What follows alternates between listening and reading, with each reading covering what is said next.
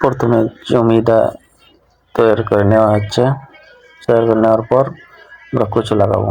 এই সার প্রস্তুতি দেখা হচ্ছে। এটা এবিসি টাইস মিলের পাশে আমাদের জমিগুলো এই যে পরিষ্কার করা হচ্ছে। এখানে অনেক আছে মুরব্বিয়ান। পুরো টাইস মিলটা আপনাদেরকে দেখাইতেছিলাম। টাইস মিলের পাশেই আমাদের জমি।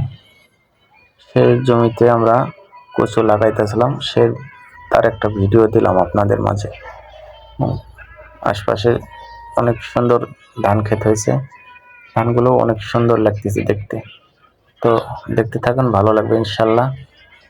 এই হচ্ছে তার ভিডিও। এক দুটা জমিতে আমরা কচু লাগাবো। কচুর মুখী যেটা আমরা খুব মজা করে খাই। এই যে তা কচুর মুখী আমরা 2 দিন আগে ভিজে রাখছিলাম। তার গাছ বের হয়েছে এবং শিকড় হয়েছে। এগুলো এখন মাটির মধ্যে দিতে হবে। অনেক সুন্দর লাগতেছে। তো দেখেন এখানে পিচ্ছি একটা ছেলে দিতেছে। 6 ইঞ্চি পর পর এই কচুটা দিতে হয়। দেওয়ার পর এটাকে 2 দিক থেকেই কোদাল দিয়ে মাটি তুলে এর উপর দিতে হয়। দিয়ে 1 সপ্তাহ পর আবার সেচ দিতে হবে। খুব সুন্দর করে কচু দিতে পারে। কচু বলে কচুর মুখী যেটা মাটির নিচে দিচ্ছি, সেটা খুব সুন্দর করে দিচ্ছে অবশ্যই।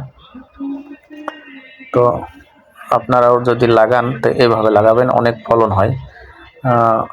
প্রতি শতাংশে 2 থেকে 2.5 মণ কচু হয়। এগুলো কচুর জাতগুলো ভালো এবং খেতে খুব সুন্দর, কোনো সমস্যা হয় না। আর এখানে জমি পরিচর্যা হচ্ছে এবং এই যে দেখেন লাস্ট ফিনিশিং এইভাবে রোপণ করতে হয়। রোপণ করে 1 সপ্তাহ পর সেচ দিতে হবে। দাও বাবা দাও, খুব সুন্দর করে কচুগুলো সোজা করে দেও, লাইন সোজা করো।